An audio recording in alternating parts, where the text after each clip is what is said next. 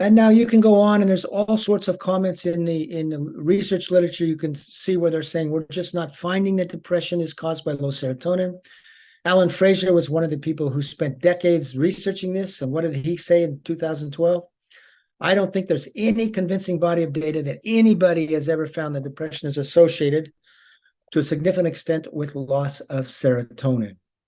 In other words, he's saying the research, the hypothesis never panned out. And now the dopamine theory of schizophrenia, it's a bit more complicated, but in as early as 1992, Jonathan Kane, a well-known schizophrenia researcher, was saying the simple dopamine hyperactivity theory is no longer credible.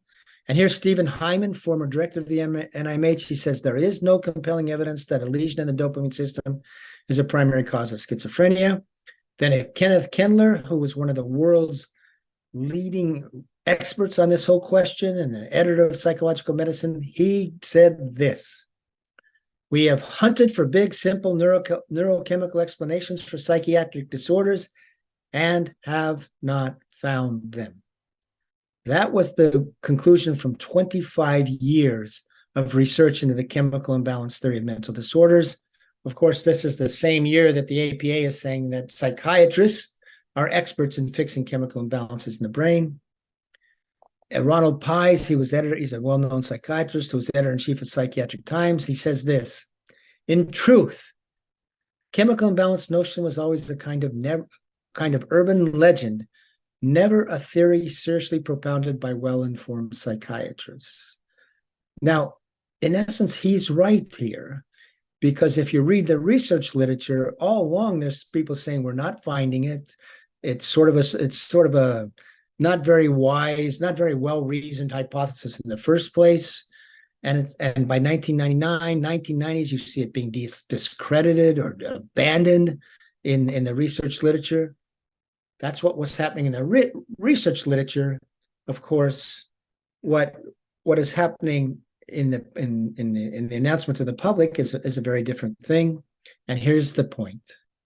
In a 2006 survey, 87% of Americans said they now knew that schizophrenia was caused by chemical imbalance, and 80% said they now knew that depression was caused by a chemical imbalance. And so here you have the gulf, the extraordinary gulf between what research showed, which was that the chemical imbalance hypothesis hadn't panned out, and how the society was organized its thinking and use of psychiatric drugs around the belief that research had in fact found that depression was due to too little serotonin, that in fact found that schizophrenia was caused by too much dopamine.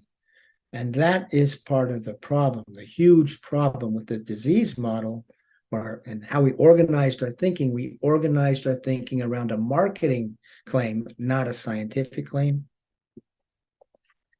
Now, that's actually only half of this disturbing part of this story. Because as they were investigating, researchers, the chemical imbalance theory, here's what they found. They found that when you went on these drugs, they did induce changes in the brain, and they actually induced the very abnormality hypothesized to cause the problem in the first place. So, for example, this is just a graphic I took from a textbook.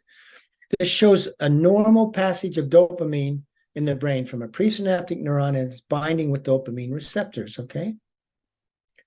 Now, once you go on antipsychotics, which block those receptors on the postsynaptic neuron, the brain says, uh-oh, I have a problem.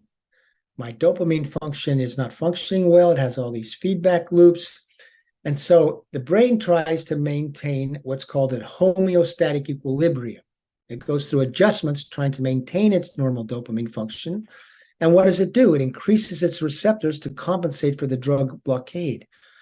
Well, this extra dopamine receptors was actually hypothesized to be a cause of schizophrenia, cause of an example of dopamine hyperactivity.